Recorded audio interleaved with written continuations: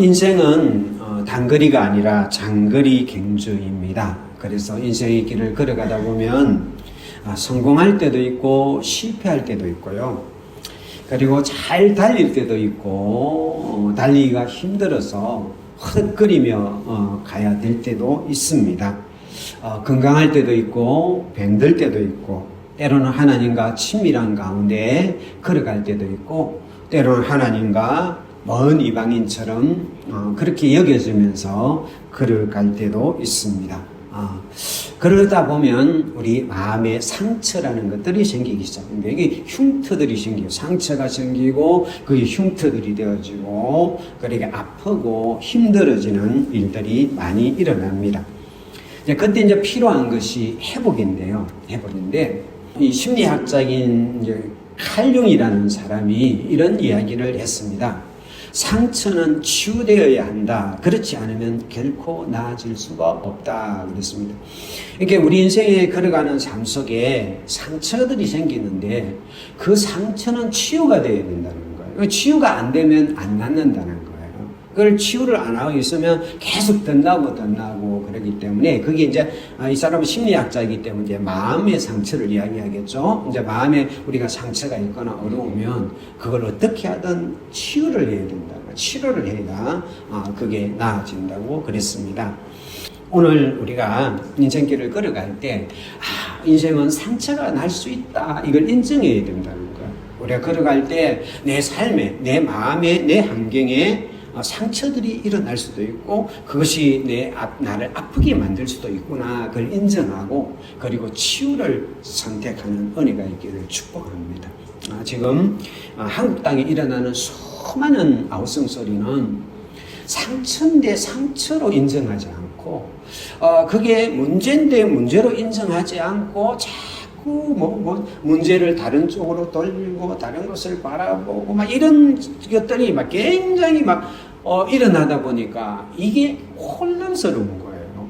언제부턴가 우리 대한민국이 남 탓이 그냥 유행처럼 번지게 되어버렸습니다. 그러니까 내 탓이요 하고 나를 돌아보면 내 자신을 돌아보면 거기 문제가 있고 해결책이 있는데 모든 게 남 탓이에요. 남 탓이고 그래서 손가락질을 하면 상대방을 손가락질하면서 내 상처를 덮어버리는 이런 현실 속에 우리가 걸어가는 이때 우리가 진정으로 우리 자신들의 모습을 바라보고 우리의 하나님, 우리의 상처를 회복할 수 있는 그 하나님을 우리가 바라볼 수 있는 그래서 하나님의 치유와 하나님의 회복을 누릴 수 있는 은혜가 있기를 축복합니다. 그래서 오늘 그 하나님의 회복에 대한 말씀을 여러분과 함께 나누고자 합니다.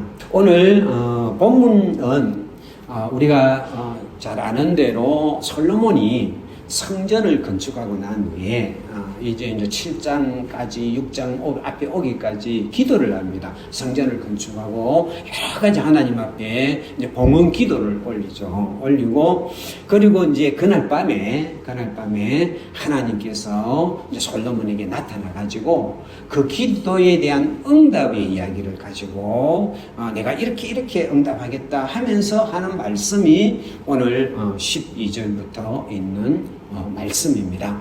그런데 그 말씀을 하면서 하나님이 어떤 상황을 전제로 말씀을 하시느냐 하면 우리가 13절을 같이 한번 읽어볼까요? 시작.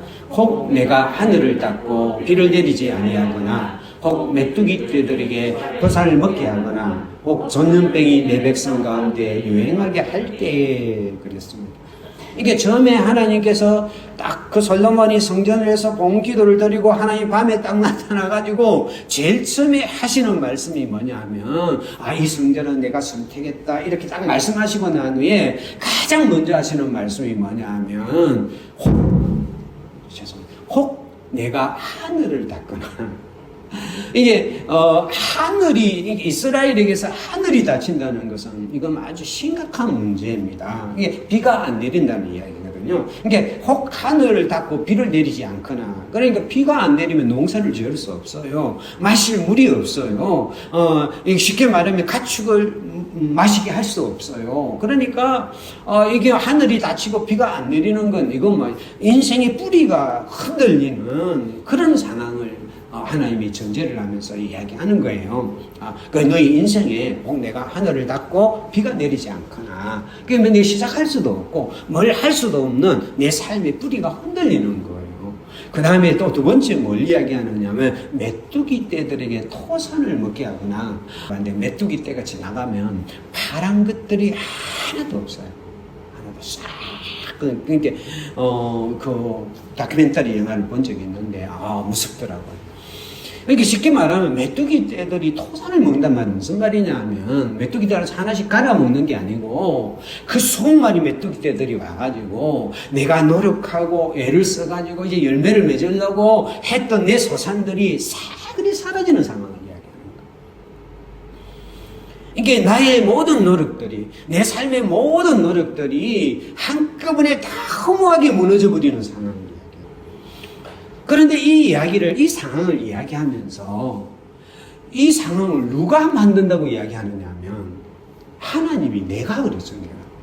내가 하늘을 닫고 비를 내리지 않고, 내가 메뚜기 떼들에게 명령하여 토산을 먹게 하고, 내가 전염병을 유행하게 하고, 이게 뭐냐면, 그냥 우리 인생을 살아가다 보니까 참 이렇게 비가 좀 안 내리네, 저 흉년이 들었네, 내가 인생을 살아가다 보니까 참 이렇게 내 노력이 헛수고가 돼, 이런 게 아니라, 하나님이 한다는 말은 그 인자신 하나님이, 사랑의 하나님이 하늘 문을 닫는다, 하나님께서 메뚜기 떼 토산을 먹게 한다, 하나님께 전혀, 이거는 뭐냐면 그만큼 하나님 앞에 인생의 죄가 커서 하나님이 심판하지 않으면 안 될 수밖에 없는 그런 상황을 이야기하는 거예요. 그 하나님의 심판으로 말미암아 철저히 무너져 내릴 때, 그때 14절 같이 한번 읽어보겠습니다. 시작. 내 이름으로 일컫는 내 백성이 그들의 악한 길에서 떠나 스스로 낮추고 기도하여 내 얼굴을 찾으면, 여기까지요. 그렇게 되면 죽을 정도가 되니까, 그때 하나님의 이름을 베는 백성들이, 그래, 하나님의 이름을 아니까, 하나님 일컫는 백성을 아니까, 그러면 이게 정신이 든단 말이에요. 그러니까 죽을 정도가 되니까, 완전히 망가지니까, 희망이 하나도 없으니까, 이거 내 이대로 못 살겠어, 내 이대로 못 살겠어 하면서, 뭡니까? 자기 자신의 어떤 삶이, 내가 이거 내 모습이 뭐야, 내 이게 뭐야, 이렇게 하면서 하나님의 얼굴을 찾는다. 하나님 얼굴을 찾는데 어떻게 찾겠습니까? 비명을 지르며 찾는다. 하나님, 나 죽겠습니다. 하나님, 나 못 살겠습니다. 하나님, 나를 도와주세요. 하나님, 나를 살려주세요. 내 이대로는 안 됩니다. 어쩔 수 없습니다. 하고 비명을 지를 때, 그때 하나님이 어떻게 응답해 주시냐면, 여기 보니까 내가 하늘에서 듣고 그랬어요. 여기서 이제 듣고라는 이 말은 뭐냐면, 그 하늘에서 내가, 너희가 삶이 그렇게 철저히 망가져가지고 아무 희망이 없어가지고 완전히 무너져 내릴 때, 그때 너희가 내 얼굴을 찾으면서 부러지질 때, 하늘에서 그 비명소리를 내가 듣겠다. 우리 하나님은 어떤 하나님이냐? 그리고 망가진 인생이, 그 이유가 어떤 이유든, 그 상황이 어떤 상황이든, 망가진 인생이 하나님의 얼굴을 찾으면서 부러지질 때, 울부짖을 때, 하늘에서 그 부르짖음을 듣고 계신 분이에요. 듣고 계신 분. 여러분, 인생이 힘들고 어려울 때 가장 힘든 것은 뭐냐면, 아무도 내 소리를 들어주지 않을 때요. 아무도 내 말을 들어주지 않는다고 생각할 때, 아무도 내 사정과 내 고통과 내 신음소리를 안 들어준다고 생각할 때, 그때 인생이 가장 힘든 거예요. 내가 막 부러지는데, 막 외치는데, 막 소리를 치는데, 누군가가, 그게 어떤 누구더라도 그게 귀를 기울여주고, 반응을 내주고, 내가 듣고 있다, 내가 그런 사정이 어떠느냐, 요 이야기만 들어도 위로가 돼요. 근데 아무리 소리를 쳐도 듣지 않는다면 그만큼 절망적인 상황이 없는데, 하나님은 나의 잘못으로 망가진 우리 인생의 비명소리도 듣고 계신다. 듣겠다는 것. 지금도 듣고 있다고 말씀하고 계시는 거예요. 할렐루야. 내가 들어주겠다. 내가 지금도 듣고 있다.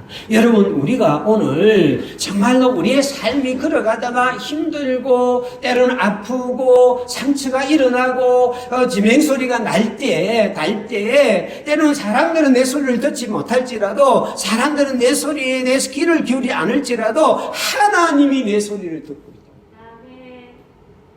하늘에서 하나님이 내 소리에 귀를 기울인다는 거예요. 이게 여러분들에게 은혜가 되기를 축복합니다. 10편 18편 6절에는 이렇게 말씀하고 있습니다.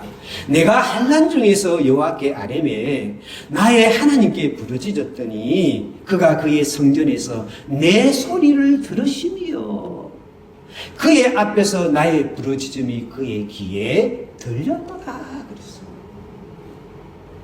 신이 환난 중에서 하나님께 아뢰며 하나님 앞에 부르짖었더니 하나님께서 그 소리를 들으셨다. 오늘도 우리가 참 부르짖을 때, 외칠 때, 참 아프다 힘들다고 할 때 하나님께서는 그 소리를 듣고 계시는 것. 이게 은혜인 줄 믿습니다. 10편 22편 24절 같이 한번 읽겠습니다. 시작. 그는 공부한 자의 공고를 멸시하거나 싫어하지 아니하시며 그의 얼굴을 그에게 숨기지 아니하시고 그가 울부짖을 때 들으셨다. 하나님은 절대로 공부한 자의 공고를 멸시하거나 싫어하지 아니하고 그 얼굴을 우리에게 숨기지 아니하고 우리가 울부짖을 때, 우리가 힘들다고 말할 때, 우리가 피곤하다고 말할 때, 우리가 견딜 수 없다고 말할 때 그 소리를 들으시는 분이에요. 할렐루야. 여러분, 누군가가 들어줘도 위로가 되는데 하나님이 들어주신다. 여러분, 만물을 창조하신 전능하신 만군의 여호와가 그 소리를 들어주신다면 이것이 얼마나 큰 위로가 되겠어요. 아무도 나의 고통 소리를 들어주지 않는다고 생각할 때, 나만 아프다고 생각할 때 하나님께서는 지금도 그걸 보고 계시고 지금도 그것을 듣고 계시는 분이 하나님이신 줄 믿습니다. 여러분, 좋은 정비사는 차의 비명소리를 어디가 잘못됐다고 그 소리를 잘 듣는 정비사가 좋은 정비사고, 좋은 선생님은 자기 학생들의 비명소리를 잘 들을 수 있는, 아픔의 소리를 잘 들을 수 있는 사람이 좋은 선생님이고, 그리고 좋은 부모는 자식들의 비명소, 아픔의 소리를 잘 들을 수 있는 사람이 아마 좋은 부모이듯이 하나님은 우리의 참 좋은 하나님이 되셔서 우리의 모든 아픔의 소리를 듣고 계시는 분인 줄 믿습니다. 같이 한번 읽어보겠습니다. 시작. 가련하고 가난한 자가 물을 구하되 물이 없어서 갈증으로 그들이 해가 마를 때 나 여호와가 그들에게 응답을 했고 나 이스라엘의 하나님이 그들을 버리지 아니할 것이라. 우리가 목이 말라가고 할 때 하나님께서는 우리의 소리를 들으시고 응답하여 주시고 우리를 버리지 않고 씌워주시는 분이 하나님이신 줄 믿습니다. 그 하나님이 오늘 우리 인생길에 회복시켜주는 하나님의 큰 힘이 되는 줄 믿습니다. 두 번째로 같이 한번 읽겠습니다. 시작. 내 이름으로 일컫는 내 백성이 그들의 악한 길에서 떠나 스스로 낮추고 기도하여 내 얼굴을 찾으면 내가 하늘에서 듣고 그들의 죄를 사하고 그들의 땅을 고칠지라. 두 번째로 하나님은 하늘에서 우리의 소리를 듣고, 두 번째로 뭘 하냐면 우리의 죄를 산다. 요 죄가, 그들의 죄가 어떤 죄입니까? 하늘을 닫을 정도의 죄를 이야기하는 거예요. 그들의 죄가 어떤 죄냐면 그의 모든 노력을 다 물거품으로 만들 수 있는 죄, 우리의 인생의 모든 삶들을 다 무너뜨리고 근본까지 흔들 수 있는 그 죄를 하나님께서 용서하여 주시는 분이 하나님이신 줄 믿습니다. 그러면 왜 하나님께서는 우리의 소리를 듣고 가장 먼저 우리의 죄를 용서해 주십니까? 그것은 뭐냐면 모든 회복, 우리가 하나님과의 관계에 있어서 모든 회복의 출발점이 뭐냐면, 우리가 회복되어진 출발점은 우리가 뭐 막혔던 일이 잘 되고 뭐 힘들었던 일이 잘 풀려나가고 우리 환경이 좋아지고 이게 아니고, 가장 출발점은 뭐냐면 하나님의 관계가 회복되는 거예요.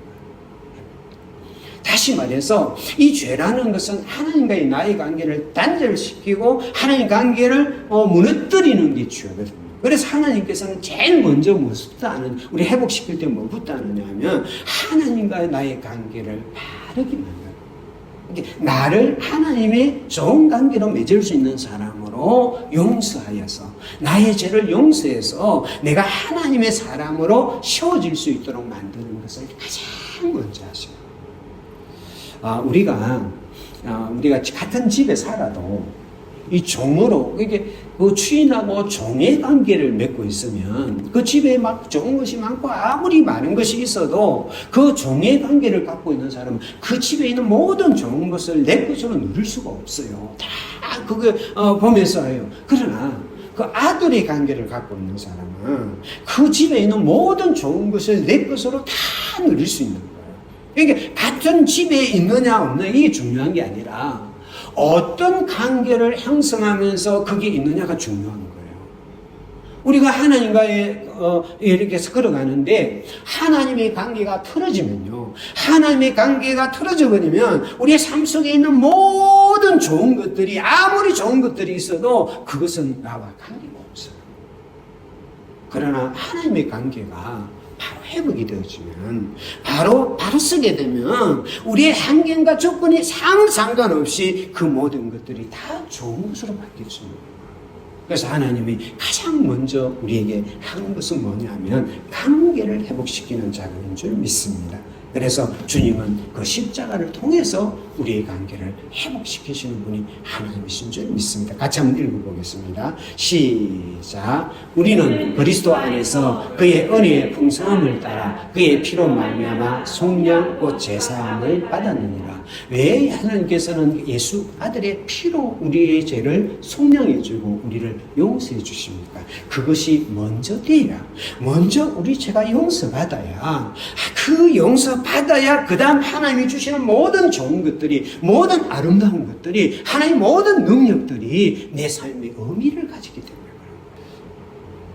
하나님이 좋으신 하나님입니다. 전능하신 하나님입니다. 하나님은 참 사랑의 하나님입니다. 아무리 소리를 쳐도 그게 하나님의 관계가 죄로 말미암아 어그러져 있으면, 깨어져 있으면 그 모든 좋은 것들이 의미가 없다. 어저께 이제 영화를 하나 봤는데 도그데이즈라는 영화를 하나 봤습니다. 도그데이즈는 영화인데 이 영화가 이제 뭐냐면 반려견을 이야기해요. 반려견을 통해 가지고 여러 가지 이제 인간의 관계들이 이렇게 참 풀어져 나가는 이런 따뜻한 영화인데, 아주 따뜻한 영화인데, 이제 거기에 이제 새 에피소드가 나와요. 이게 아주 할머니하고 청년의 에피소드가 하나 있고, 그 다음에 이 동물병원 원장하고 하여튼 개를 보면 싫어하는 어떤 이 남녀의 에피소드가 하나 있고, 이야기가 하나 있고, 그 다음에 이제 세 번째 이제 에피소드가 뭐냐면, 그게 이제 아이를 갖지 못하는 이렇게 부부의 에피소드가 하나 있어요. 나오는데, 이게 이제 그 에피소드 중에 이제 이런 이야기가 나와요. 이제 아기를 하나 입양을 하려고 이제 결심을 해가지고 이제 보육원을 갔는데, 그러니까 이제 거기 이제 애가 참 뭐고 참 애가 있어요. 그러니까 이제 원장이 그런 이야기를 해요. 요즘 입양하는 사람들은 다 어린애를 하지 저런 애들은 입양을 안 합니다. 그러면서 저 아이들을 한번 갖다가 파양이 된 아이들입니다. 이제 그렇게 이야기를 해요. 그러니까 그게 마음이 이제 아파가지고 이 부부가 파양당한 7살짜리 여자아이를 입양을 해요. 데려와가지고 입양을 해요. 그래가지고 잘해주려고 애를 썼는데 이 아이가 밥도 잘 안 먹는 거예요. 그래 이제 그 부부들이 이제 이야기하는 거예요. 얘가 밥을 안 먹지, 뭘 안 하지. 야, 우리가 라면을 하나 끓여줄까, 뭐 해줄까. 그래서 잘 안 먹는 거야, 밥을.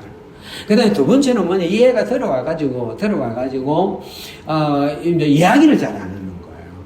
그냥 막 애라면 와갖고 막 웃고 막 이렇게 해야 되는데 이야기를 안 하고, 그 다음에 밥만 먹으면 뭐 자기 방에 올라가 버리고 막 이렇게 하는 거예요. 그러니까 이 부부가 이 애를 어떻게 대해야 될지 몰라가지고 막 이제 고민을 막 하고 있는데, 그때 이제 반려견 하나를 주워와요. 이제 이 집으로 이제 데려오는데, 이제 그런데 이제 그 반려견을 데려와가지고 이제 그 반려견한테 이 아이가 7살짜리 아이가 하는 이야기를 그 부부가 듣게 돼요. 이제 그 반려견한테 그 어린 7살짜리 애가 이렇게 이야기하는 거예요. 너 여기서 많이 먹으면 안 돼. 그럼 다시 보육원가? 아니면 보육원가? 그 다음에 너 떠들면 안 돼. 떠들면 안 돼. 그럼 보육원가? 이게 이제 그걸 듣고 깜짝 놀래가지고 야 그게 무슨 이야기냐? 왜 그런 이야기 하고 물어보는 거예요. 그때 이제 그 아이가 울면서 그런 이야기를 하는 거예요. 그 파양당한 이제 할 때 언니가 있는데 그 언니가 네 가면 많이 먹으면 너 보육원 다시 온다. 그리고 너 막 떠들고 그러면 보육원 다시 와. 이게 그 자기가 그렇게 해가 파양을 당하니까 그 이야기를 내나누니까 이 아이가 와갖고 많이 먹으면 다시 보육원 갈까 봐서 많이 안 먹은 거예요. 그리고 자기가 막 떠들고 막 이야기를 하면 보육원 갈까 봐서 그래서 그냥 말도 안 하고 막 빨리 자기 방으로 간 거예요. 그러니까 이제 그 엄마가 막 울면서 막 소리를 지는 내용이 나와. 애야, 너는 내 딸이야, 내 딸이야. 우리는 네 엄마 아빠야. 절대 너 보육원 안 보내. 막 하면서 소리를 막 치는 그런 장면이 그 영화 속에 나오는데 그 아이는 쉽게 이야기해가지고 이 집에 알로 입양받았지만은 나는 언제든지 파양을 당해갖고 보육원 갈 수 있어요. 안에 이 두려움 때문에 먹지도 못하고 이게 아무리 맛있는 게도 많이 먹으면 갈까 먹지도 못하고 그 아이가 뭐 놀고 싶고 막 누리고 싶은데 떠들고 막 이렇게 흩어 놓으면 보육원 갈까 가지고 그렇게 산 거예요. 이 관계라는 게 중요합니다. 그 사건을 통해 갖고 이제 아이가 마음이 이제 흐물어지면서 아이가 그때부터 그 안에서 놀고 있는데 이게 이제 관계의 문제예요. 우리 하나님과의 관계도 마찬가지예요. 우리 마음에 죄가 있으면 우리가 참 하나님 앞에 막 예배를 드리고 막 이렇게 하지만은 늘 두려움을 가지고 이게 하나님이 좋은 하나님이다, 사랑의 하나님입니다, 우리의 전능하신 하나님의 이야기를 해도 그것이 전능하신 하나님의 전능함이 나의 전능함이 아니고 하나님의 사랑하심이 나를 사랑하는 사랑이 아니고 하나님의 풍성하심이 나의 풍성하심이 아니고 나는 늘 그 죄로 말미암아 두려워하면서 하나님 관계를 형성해요. 이 하나님이 그걸 알기 때문에 가장 먼저 뭘 부탁하냐면 우리의 죄를 용서하셔요.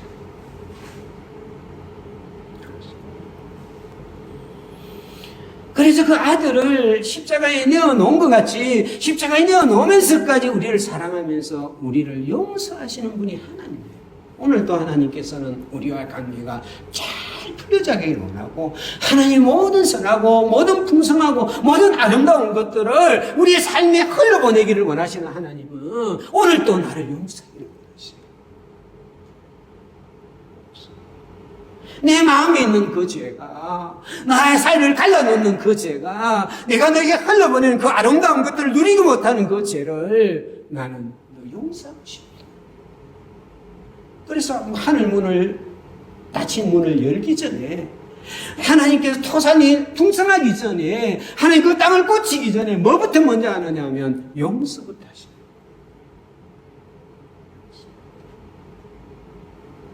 할렐루야.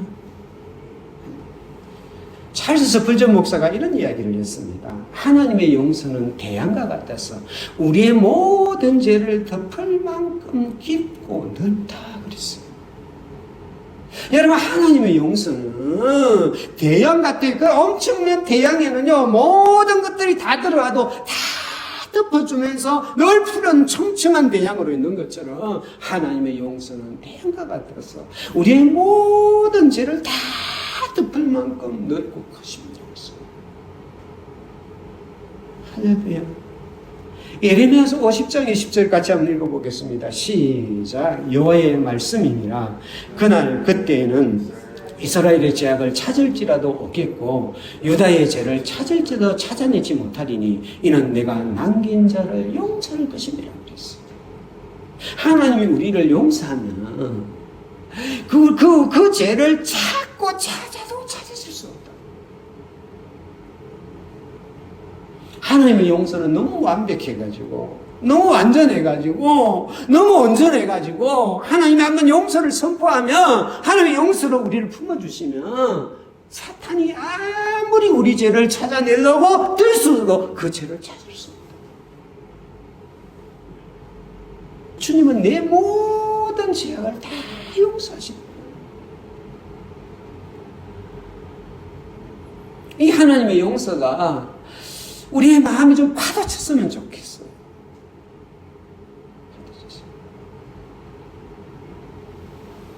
이 하나님의 용서를 가장 잘 설명하는 게 우리가 누가복음 15장에 보면 탕자의 비유잖아요. 탕자의 비유가.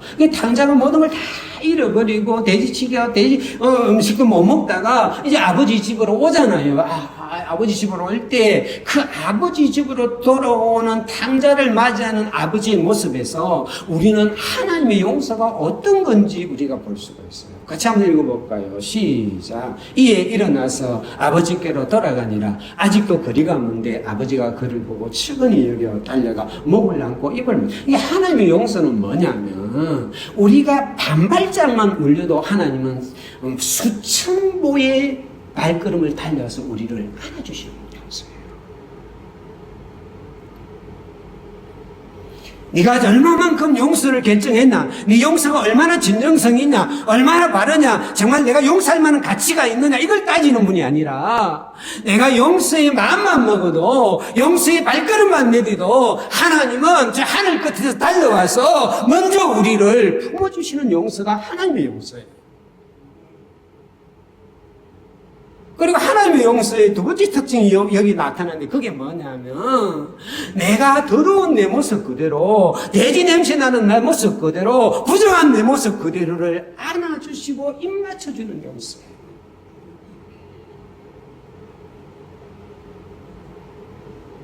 야, 너 갔으니까 목욕하고 와. 너 옷 갈아입고 와.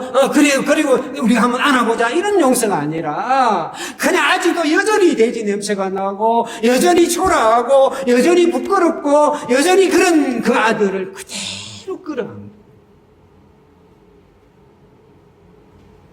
그대로 입맞추는 용서가 하나님의 용서예요. 그래서 뭡니까? 예수 그리스도의 십자가의 보혈의 피로 우리를 덮으면서 그 보혈의 피로 상처남은 그 손길을 가지고 우리를 품에 안으면서 내 모습 그대로 있는 모습 그대로 내가 못나면 못난 모습 그대로 약하면 약한 모습 그대로 부족하면 부족한 모습 그대로를 우리를 품어주시는 용서가 하나님의 용서예요. 그리고 하나님께서는 소리를 칩니다. 뭐라고 소리칩니까? 같이 읽겠습니다. 시작. 아버지는 종들에게 이르되 제일 좋은 옷을 내어다가 입히고 손에 가락지를 끼우고 발에 신을 신기라. 그리고 살찐 송아지를 끌어다가 잡아라. 우리가 먹고 즐기자. 이 하나님의 용서는 어떤 용서냐면 우리의 더러운 옷을 벗기는 용서예요.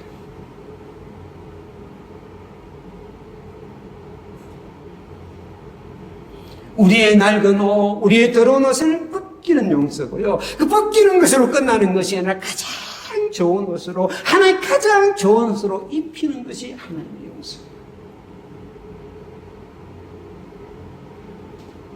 하나님의 용서는 어떤 용서입니까? 가락지를 끼우는 용서예요. 가락지를 끼운다는 말은 뭡니까? 아들의 근위를 회복시키는 용서. 하나님의 용서는 뭐냐 하면 너 잘못했으니까 용서는 하되 너 찌그러져 있어 이런 용서가 아니라 너 잘못했는데 뭐 잘났다고 그래 가만히 있어 이런 용서가 아니라 아들의 근위를 우리가 가지고 있는 하나님의 자녀의 그 근세를 회복시키는 용서고요. 그 다음에 뭡니까? 신발을 신기는 용서예요. 자유의 용서예요. 이제는 네 마음대로, 너의 원하는 대로 내가 이제는 마음껏 걸어가도 된다고 말하는 자유의 용서예요. 하나님의 용서는 최고의 잔치를 벌이며 환영하는 용서예요.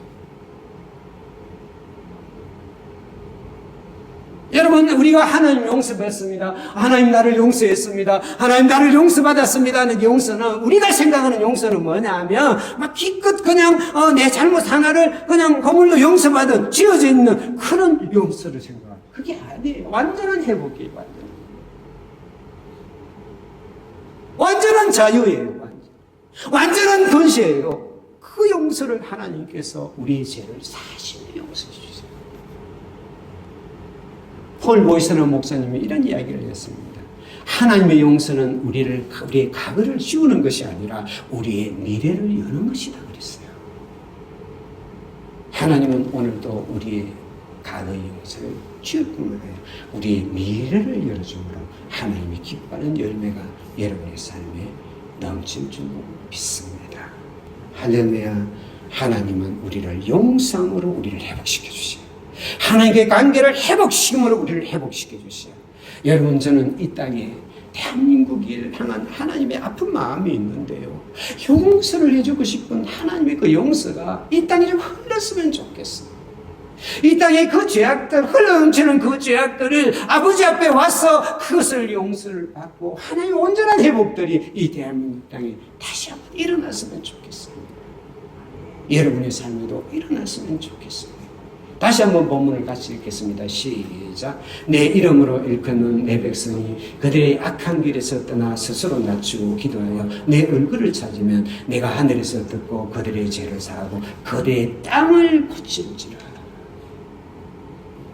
우리의 부르짐을 듣고 우리의 죄를 용서하신 후에 하나님께서는 우리의 땅을, 우리의 환경을, 우리의 삶을, 우리의 삶에 있는 모든 것들을 하나님께서는 고쳐 회복시켜 주는 줄 믿습니다.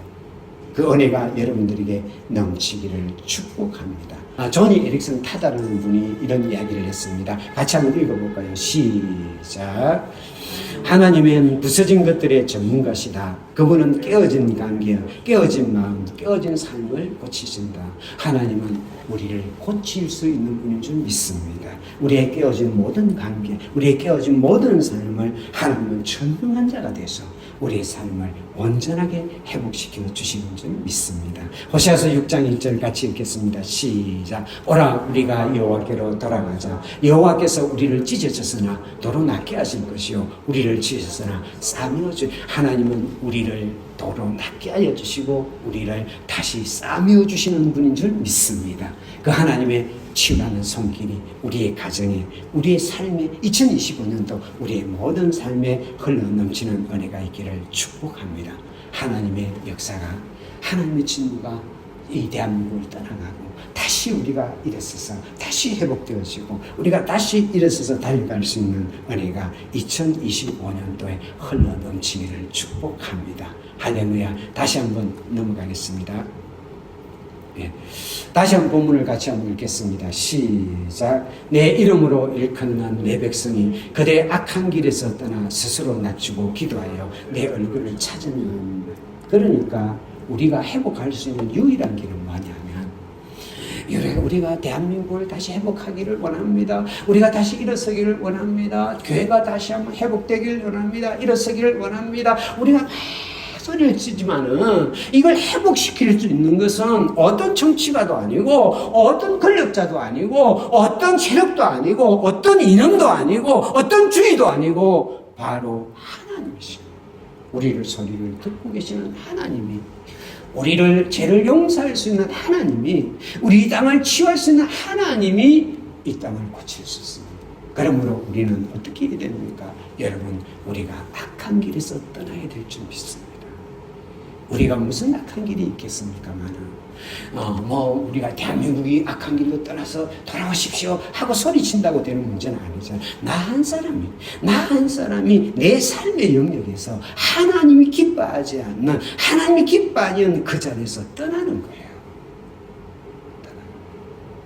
우리가 떠나고, 그리고 우리가 하나님 앞에 낮아져서 우리가 하나님의 얼굴을 구하고 하나님 앞에 기도하면 하나님께서는 이 땅을 고쳐주실 줄 믿습니다.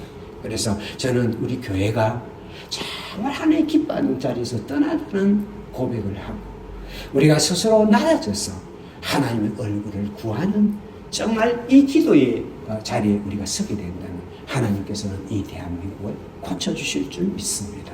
하나님께서는 한국교회를 고쳐주실 줄 믿습니다. 하나님은 우리의 삶을 고쳐주실 줄 믿습니다. 그것을 바라보고 걸어갈 수 있는 여러분과 제가 되기를 축복합니다. 기도하겠습니다. 사랑하는 하나님의 은혜를 감사를 드립니다. 때로는 찢겨지고 무너지고 망가진 이 대한민국 땅에 우리의 삶에 하나님께서는 함께 계셔서 우리의 비명소리를 듣고 계시고 우리의 죄를 용서하여 주시고 이 땅을 고쳐주시는 분이 하나님인 줄 믿습니다. 그 하나님 앞에 우리가 무릎을 꿇고 우리가 낮아지고 겸손해져서 우리를 붙잡고 있는 악에서 돌이켜서 그 하나님의 얼굴을 구하는 은혜가 있게 하여 주시옵소서. 그래서 이 땅을 고치는 하나님의 능력을 우리가 보게 하시고 누리게 하시고 찬양하게 하는 역사가 있게 하옵소서. 예수님 이름으로 기도드립니다. 아멘.